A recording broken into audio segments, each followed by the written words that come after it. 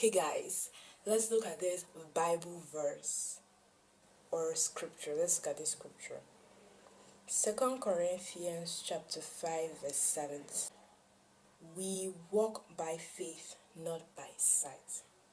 What does this Bible verse say? This Bible verse makes me understand that let us not walk by the things we see. We walk by faith and not by the things we see. There are some prayers in my life. There are some prayers that I pray to God for a particular thing, and I'm waiting for this thing, and oh, it's not coming. It's not coming. But this Bible verse is trying to tell me that I shouldn't walk by the things I see. I shouldn't walk by the fact that it isn't coming now, but I should walk by faith. We tend to ask God for a thing, and since we are not seeing this thing coming to pass, or we are not seeing any trail of this thing coming to pass, or anything that is leading to this particular thing we are praying for coming to pass, we tend not to have faith. We wait. We are always looking for a clue, maybe a clue. Okay, give us a clue that this thing is coming to pass. Sometimes God doesn't even give us a clue. He wants us to have faith.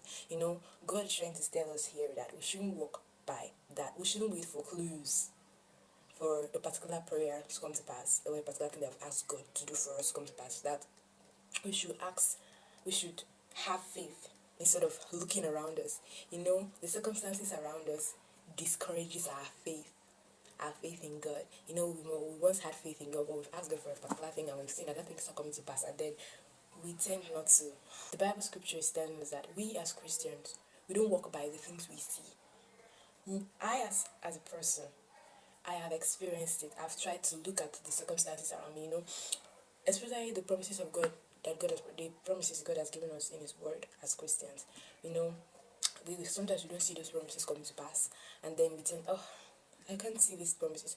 God expects us to believe these promises by faith, not by the things we see. He wants us to believe these promises, not by these promises not coming to pass, but one day it will surely come to pass.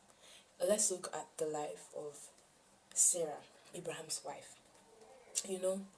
God actually has promised her a child. That is actually walking by faith. Promised her a child. Okay, she was in her youth, and then she had passed the time for her to give birth, for her to conceive. Then she didn't conceive. Time has passed, and she's getting old. Things are dying in her. Her cells are dying, and then God is still telling her that she's gonna have a child. Isn't that crazy? It is crazy. It is crazy.